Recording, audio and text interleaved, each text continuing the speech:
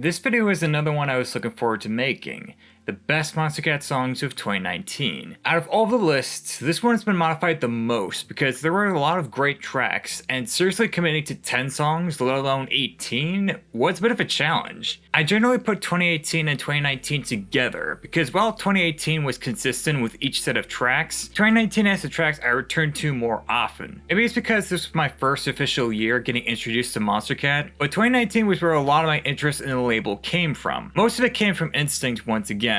And yeah, you're going to see that bias from me the most in this particular year. Because while 2018 had Uncaged reach higher highs, this year Instinct basically stole Uncage's thunder throughout most of the year, even with We Are Dust as an advantage. That's not to say there weren't still great Uncaged tracks, because during the later months there definitely were, but Uncaged Volume 7 was easily the weakest Uncaged compilation so far, and Volume 8 had some massive low points. For Instinct, I keep referring back to the emotional connection to each track, and Instinct in 2019 was where that connection peaked. And while Instinct Volume 3 and 4 had some more low points, it made up for it with some massive high points, even more so than in 2018. It also helps when Cloud None, Direct, Dumu, and Grant were frequent throughout this year. This also might be the most controversial best list I've made so far, as there were a few songs on this list that no one else would think to put on their respective lists. But hey, if you want to check out more from this year, here's another extended list. Yeah, I know it's a bit of a cop-out to do these every time, but with a year as good as 2018 and 2019 were, it's hard for me not to. Two of these songs I wanted to talk more about in detail, as I primarily had a negative impression of their music, and that's This Is the End by Gammer and David Spector, as well as Potions by Slander, Said the Sky, and JT Roach. Both Gammer and Slander have made my worst list multiple times, but I'll try to give credit when they make good material. These two just missed the list for me due to stronger competition. For This Is the End, it's Gammer's best song on the label, combining acoustic elements from multiple BPM switches into an incredibly satisfying UK hardcore track. And for Potions, it was my first proper introduction to Monstercat, the song that made me want to explore more of the label. And even if Slander is getting carried by Said the Sky here, this is where Slander started getting better at their atmospherics and were more tolerable this time. As a result, Potions was a good closing track for Slander on the label, at least until Do You Feel Loved this year, a good debut for Said the Sky, and introduced JT Roach as a prominent melodic bass vocalist. With all that said, on to lists. No remixes or VIPs, and 2 artists maximum in the top 10. So with all that said, our honorable mentions.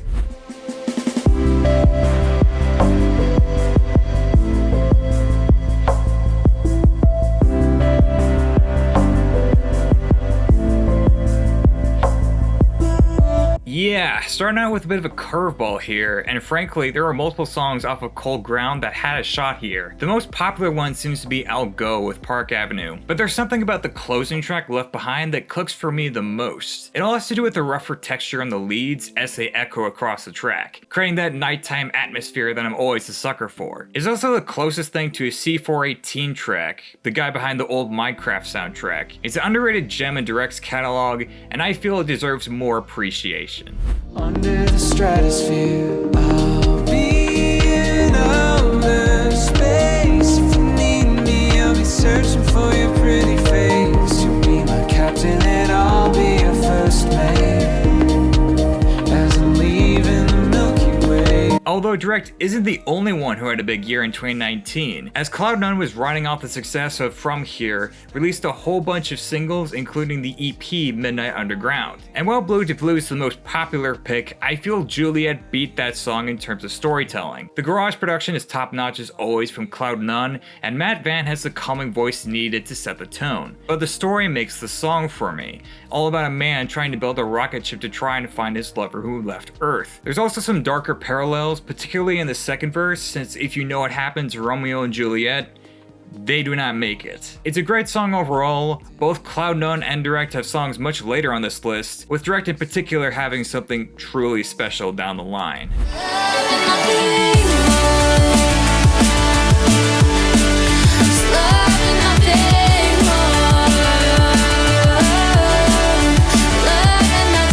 It's been a while since I've talked about Mazar in this series, because while Berserker with Essengers where Mazar exploded with love from the community, I argue his melodic side tends to get overlooked. Nowadays it seems his melodic style is getting the appreciation it deserves with Noah and Hello I Miss You. And while Where Do We Go with Run seems to be the most liked single from this time, there's something much more sweet and warm about Nothing More that makes it stick out for me, combining layers of synth pop and drum and bass into a track with lots of pathos, longing for a youthful love that someone once had, with Luma's vocal performance sitting well with Mazar's nicely blended drum and bass production, with a wiry synth and vocal chops.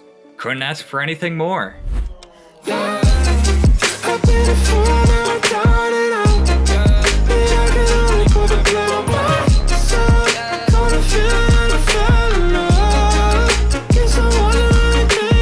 Remember how I said this list had the most changes out of any list in the series? Yeah, this one was last minute. And yes, this is probably the Bitbird fan speaking here, because this type of R&B trap is right up my alley, with the darker synth pads, the vocal whoops, and the tight tap of the percussion. I mean, coming from Tails, it's not that surprising since it's absolutely in his zone, but what's surprising is how catchy the hook is, with Beach Season's main vocalist alternating between an effective falsetto and his normal vocal tone. Normally the pitch shifted vocals would be annoying on other songs, but here they actually fit well within the track. Also because Tails keeps his darker tribal nature he had in Ghosted, as well as Cobra with Jules, which also had a shot on this list. Yet another unapologetic pop song that might not be the most grand thing, but for what it does well.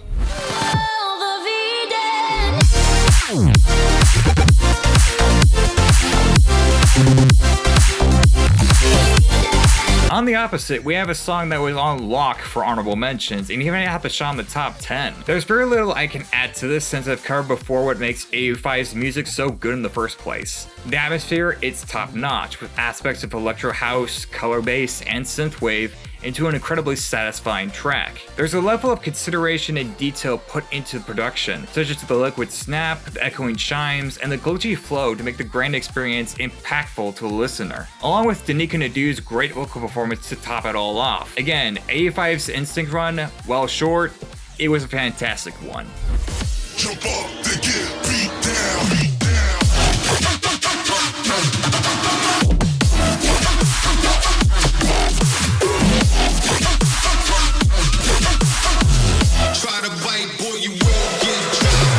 Similar to Eden, I have very little I can add to this song that hasn't already been said, but I will say this.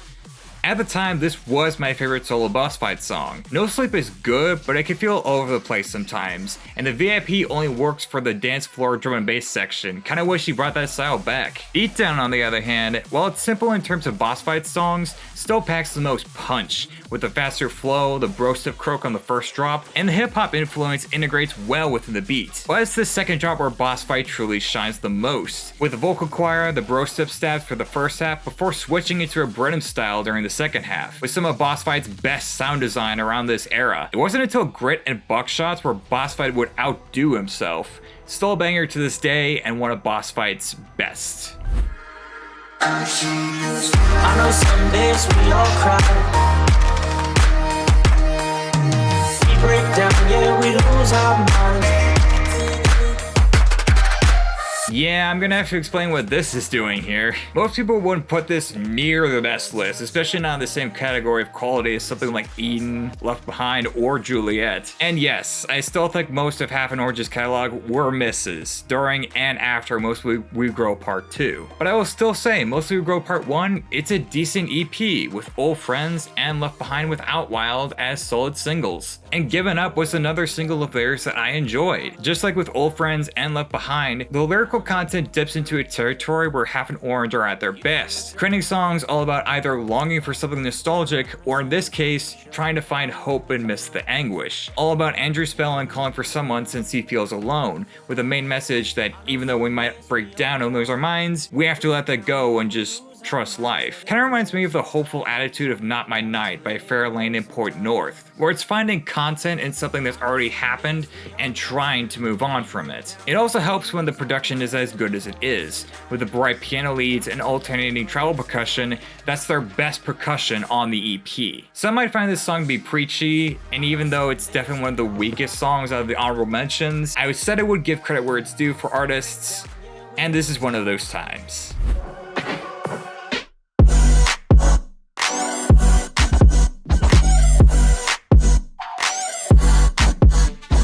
Going from a controversial pick for this list to ending off the honorable mentions with one of the more predictable choices, as Jessa Gent's Urka has been one of the most beloved EPs during this time, with the Grant co-written track Iris in the Dark with McCall being a top 10 song in the Boat community, and Open Spaces with Neve is another beloved song. But if you ask me, I think the stuttering, glitchy, indie-inspired track Time Voyage is my favorite. There's something about the flow of the synth elements that really clicks for me. The vocal duet really adds to the stripped-back indie pop approach the song is attempting. I also was expecting more cuts from Jessa Gent's EP that would make this list, but this was the only one to my amazement. Still, it's a great song that you should listen to, and you know what? Check out the rest of the Urka EP as well. You won't regret it. But with those out of the way, onto the list proper, starting with... So, short form content. Yeah, I know it's an exhausting topic nowadays, and even worse if you're a fan of NCS and internet sounds, but there's a certain argument I keep hearing that a short song is always bad or commercialized. I've certainly used that argument before. It's one of the reasons why Before I Go with Tribeca isn't higher on my best list in 2025. But I feel like there is a proper counter here. That even despite its short length, if you play your cards right, you can capture a glimmer of a moment in that short runtime and make the song worth revisiting. It just so happens that Kill Paris and Big Gigantic were a step ahead of us.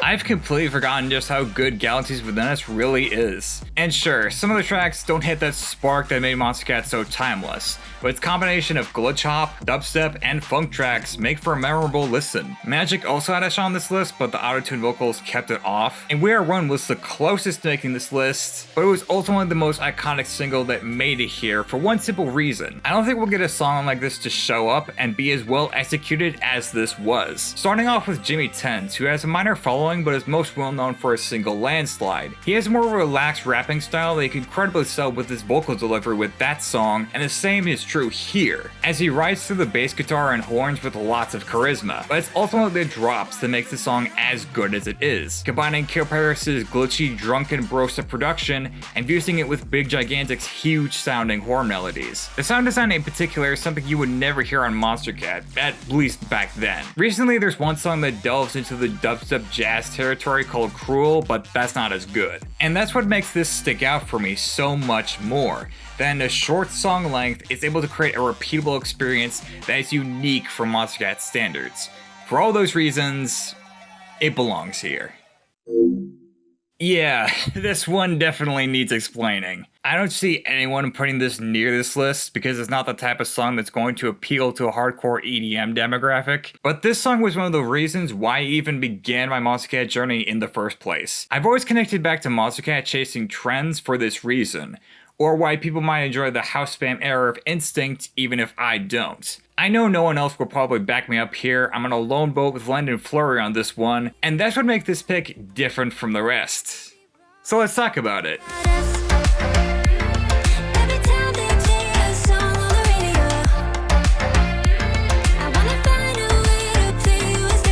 If it wasn't for Desero, I probably would not be invested in this label as I am now. I know it's absolutely bonkers to say that out of all the artists, and it turns out this guy, a person best known working with Conroe twice during his Future Bass era, he's also a mastering engineer for Therapy, as well as working with Half an Orange. And let me get this out of the way. This song, it's absolutely cheesy, especially with its lyrical content. A love song about how every single song is about her and her partner, and she just can't let go of this feeling. And yeah, it's very Disney Channel-esque with this drama once the radio gets mentioned, as it's over dramatic, because that's rarely why people get together in the first place. But at the same time, I don't really care, since the production absolutely makes up for it. The electric guitars opening up the song, the synth progression on the pre-chorus, the Casbo-inspired snap, to the steel pans on the hook, it has something that most acts who hop on the tropical bandwagon lacked. some personality. This song feels more organic and natural, with Destero having a distinctive style of his own, along with FTKS adding in synth elements to create a fuller sound. This song is one of the big reasons why I coined the term unapologetic pop in the first place, because this song doesn't take itself too seriously. There's self-awareness to how ridiculous it could get, so it just learns to have fun with it. And for someone like me, who is mostly into mainstream EDM and likes tropical house, maybe a little bit too much, this song was perfect for someone like me, and a result of waiting for an idea of Destero's to come out that never did. That's what got me locked into the label. In fact, you know what? With the amount of returns from 2024 onward, I would love to see this guy make a comeback. But as much as I like About Us, I get why people aren't super big into it. Plus, if you compare Destero to someone like, oh, I don't know, Glacier, Destero's just gonna get beat out. Especially when it releases my personal favorite song of his.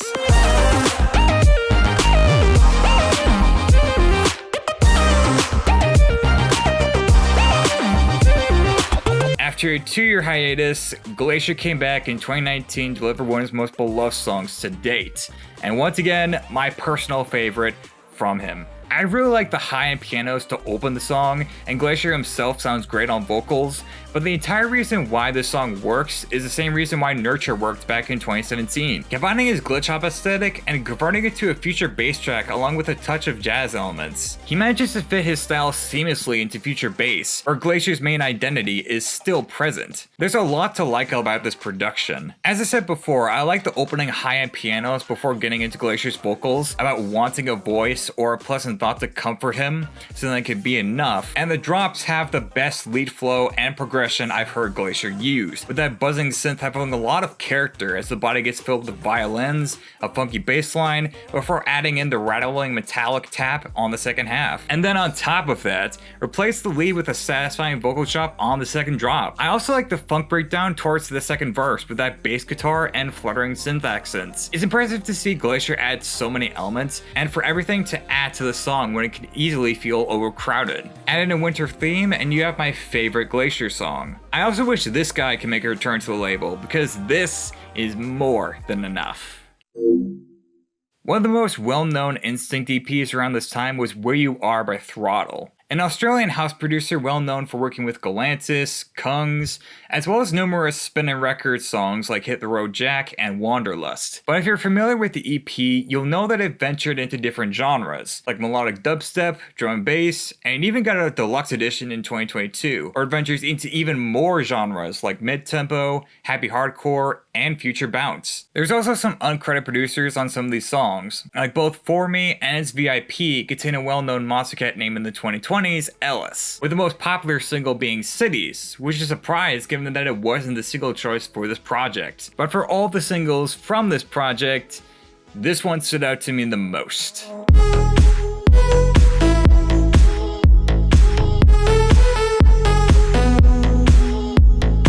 Yeah, not a surprising pick if you kept up with this EP, as many people choose either this song or Dreamer, which had a shot on this list, but I'm not too big into the leads as many people are. This just clicks for me way more, and I enjoy the more balanced approach here compared to Dreamer's attempt at a grand sound. The closest comparison of a song that does this well is Hear Me Now by Alok, Zeba, and Bruno Martini, where for the most part it's minimalistic, relying on instruments like an acoustic guitar for Hear Me Now, or for Japan, piano keys. The electronic elements are straightforward with that sharp bass line and possibly some added twinkles here and there. For Japan, there's a smoothness that I really like to the deep house production, where it feels like you're cruising along with the song. It also helps when you get an uncredited Mesto on this song, with the alternating lead melodies and vocal chops to create a really pleasant track. There's also the concept of being afraid of an unfamiliar place and trying to keep it cool despite that. Kinda reminds me a bit of the film Lost in Translation, where you're trying to find connection in a place you're unfamiliar with. And just like with Hear Me Now, if this gets called Slap House, it wouldn't bother me as much because this sets a new standard for what the genre can do, adding some pathos from the vocals and the production, as well as creating a solid bass line. One of the most iconic Rocket League songs for that reason,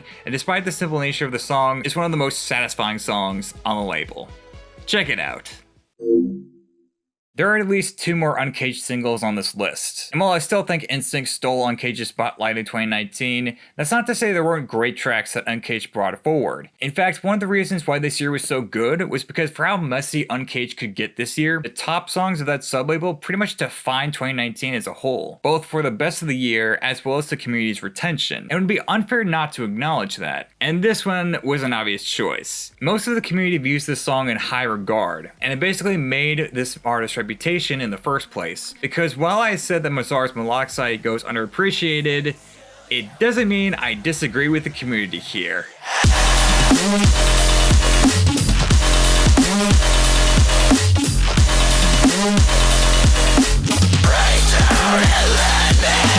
What happens if you take No Turning Back by Protostar, fuse it together with some synthwave elements courtesy of Essinger, and take a few design choices from Riot's Overkill? Well, you get this gigantic single. The single that made people realize what Mazar was capable of and solidified Essinger as a solid producer and a great vocalist. The reason this isn't higher is because for as good as Essinger's vocals are, the pre-drop screamo doesn't fit with the rest of the production. But by the time we get to the drop, his demonic screams absolutely sell the heaviness. And then there's the production, which has Mazar dip his toes into the heavy side for the very first time, and he absolutely delivered. With that metallic rattle, haunting synth accent, and bassy knock, having a lot of muscle and heavy energy, similar to Overkill. Now granted, this song isn't as good as Overkill, but the point still remains. All this is integrated into Mazar's drum and bass formula, with a halftime switch up for the first drop before going ballistic with a neurofunk drop. It's a song that showcased a different side to Mazar, a side he would use for a long time before pivoting to full rocktronic in 2024. For what this song was able to accomplish for this artist in question, it deserves a spot on the list. So that was a lot for sure. The adrenaline is probably at a peak right now after the last song, so let's take some time to unwind and relax for a bit. Luckily, I have just the thing.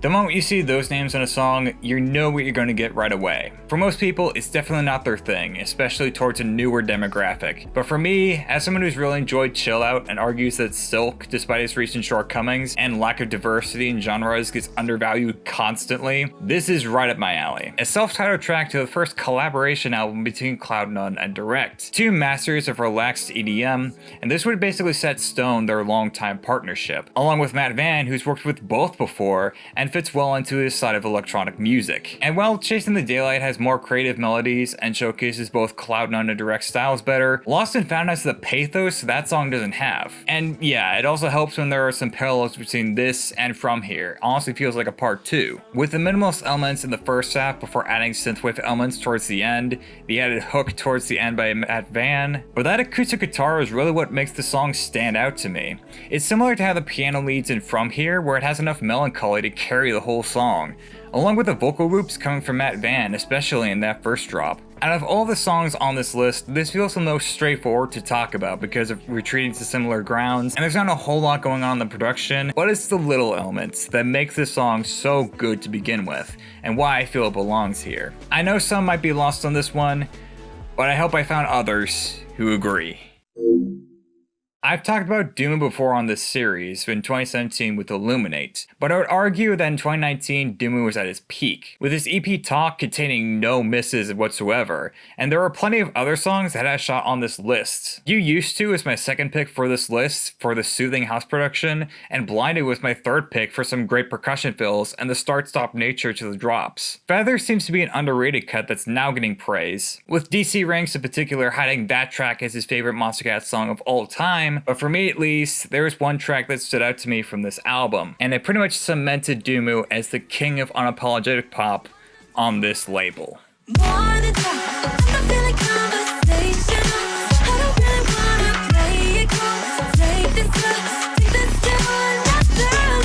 What in the world? I haven't even begun my reasoning, and despite that, I'm still trying to figure out where to start with this. For all the best reasons. I guess I'll start with the production because, oh wow, I don't think if Doom was made a catchier hook than this right here. Taking a start-stop nature of Blinded and cranking it up to 11 with that gritty bass line and percussion that's a lot of muscle behind it, as Emiya rides through it with lots of charisma before the song switches to a really satisfying series of vocal chops. And that's not to take away from the rest of the production either. The verse production really sells it enough, with that gorgeous acoustic guitar, the marimba work, as well as those tropical undertones that work way better than it sounds on paper. And then there's the content. It's basically about us, except with much better writing. The song is about someone who has a crush on a person, and while she's okay with being friends with them, she wants to do more than just talk. Take it to another level, if you will. And yeah, some of that is cheesy, but the best part is that this song doesn't try to take it seriously. And with No Munches Over Radio, it's basically a much better version of About Us. Kinda makes me wonder what a collab between Dumu and Desera would have sounded like. I'm all in for that. It's a great pop song with some creative sound design and knows exactly what it is. And it does a fantastic job at making the concept fun. Again, I'm sad to see Elias go, and it's rather unfortunate that Instinct doesn't have songs like this anymore. That's definitely something I want to talk about. These last two songs were in the top 10 for a reason. If you ask the community what the best of 2019 was, people will point to these two songs the most. So let's start off by talking one of the most beloved albums in Monstercat history. That being Silence, We Are Dust. A hallmark of Brostep at its best with metallic synth design and great sense of flows. They appeal to many in the community, and I include myself in that picture as well. With Particles being the most loved song of the book community, at least for now, and Interlude has the best drop on that project. If the song was longer, it would have likely replaced this song next entirely. But of course, when people think of We Are Dust, one song always comes to mind. And like so much of this list, it's an obvious pick, but it's here for a good reason.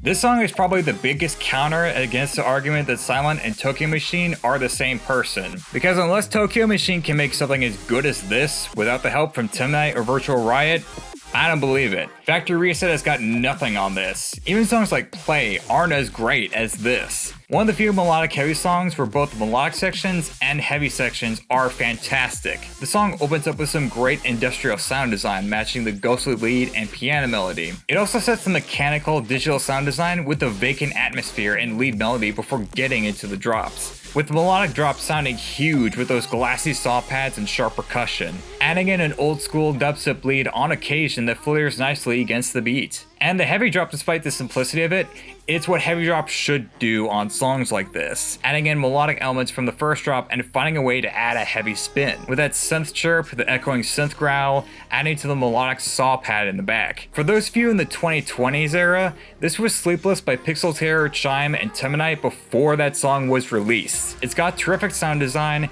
an iconic old school dubstep melody, and equally great series of heavy drops, and it's the best song off of one of the hallmarks of Monstercat history. There's a reason why this guy dips for years just to come back with an album. And whenever Silent's going to release We Are Ghosts, which has been teased for years now, I really hope he can bring the same level of energy he brought with this. Fantastic song. I think I'll just let the song speak for itself.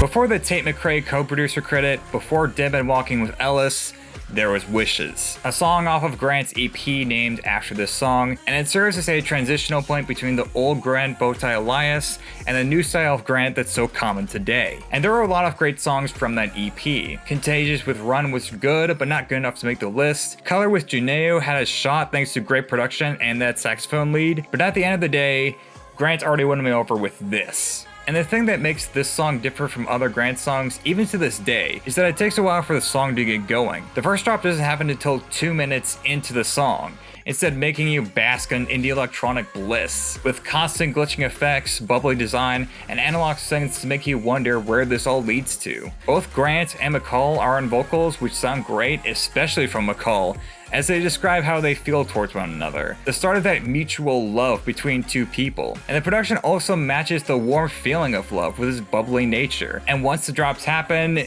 there was no way this wasn't going anywhere lower than in the top 3, with that likable synth gurgle riding against that layered percussion knock and twinkles of synth. It feels criminal that this wasn't the top of the best of the compilations this year, because it should have been. The whole journey throughout the production is complemented by that genuine warmth of love in the content, and the delivery is what makes the song so amazing, and it almost made the top of my list. So what is at the very top? When I first started making this list, this was a song that didn't catch my radar. But when I heard it the first time, I didn't have the same reaction a lot of people did. But then after revisiting 2019 and playing back some of these older songs, this was the one I argue represents the best of what Instinct could accomplish. I've always said the emotional core is what makes Instinct so good in the first place, whether it be from production leads or creating a specific mood or style, and sometimes it can even be for the lyrical content. And while I not have been wowed by this back in the day, after returning to this, yeah, I get it now. I wished upon a star last night and thought of you, but it must have been a dream, 'cause you're not here.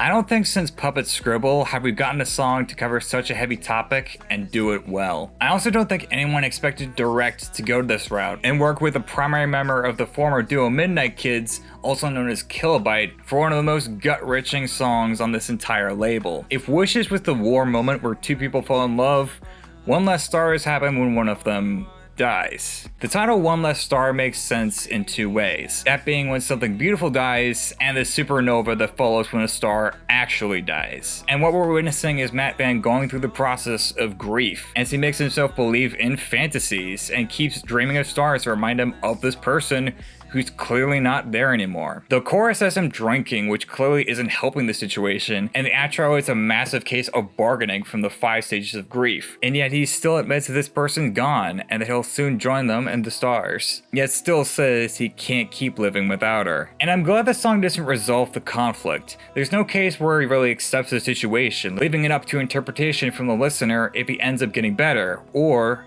if the listener ends up getting better. And to complement the lyrics, we have the song itself. Matt Van returns once again for one of his most expressive vocal performances, and the song, just like with Wishes, takes a while to set up. With Direct's chill step production for the first half with the piano keys and muted tap and synth blips, before it slowly starts transitioning into Kilobyte's combination of synth pop and melodic dubstep, with the synth pads, ballast snare, and chiptune lead adding to the sense of finality. And sure, compared to Wishes, it's not unique on a production front, but the way the song deals with the concept of loss, the amount of pathos from the production both from Direct and Kilobyte, and a great vocal performance from Matt Van stepping outside of his usual comfort zone, it makes this song the best Monstercat song of 2019. And we're not done talking about these two on this channel. Direct still got a great song with Cloud None in 2020 and 2022, and for Kilobyte as Midnight Kids, yeah, safe to say you're gonna have to wait till the end of the year for that. But for here, despite there being one less star, these 3 artists made this and managed to make a new one. Thanks for watching.